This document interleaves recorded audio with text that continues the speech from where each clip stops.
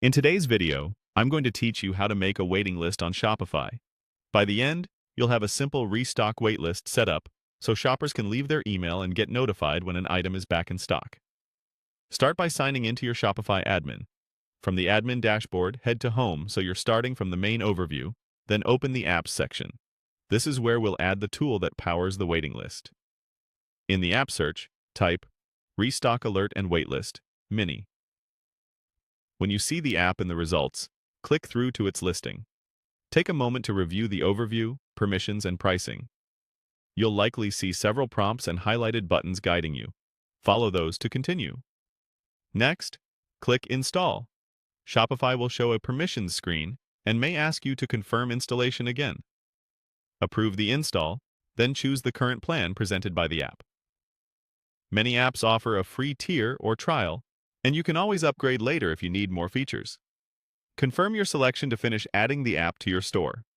Once installed, open the app from your Shopify admin. Inside, look for the section labeled Restock and Waitlist Forms. This is where you control how the sign-up form appears on sold-out products. Click into that section, then choose Activate App on your theme. Activating ensures the form can actually display on your storefront. If you see a message indicating there are no restock or waitlist forms yet, click it to review what's missing and follow the on-screen guidance. This message is simply letting you know the form isn't set to show until it's enabled and linked to your theme. To help you get comfortable quickly, open the quick tutorials inside the app.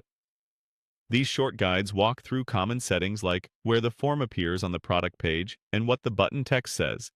They're a great way to confirm you didn't miss anything during activation. A few practical tips as you wrap up. Keep your language clear on the button. Something like, "Notify me when available," sets the right expectation. Make sure your email notifications are enabled within the app, so customers actually receive alerts. After setup, you can test on a product that's marked out of stock.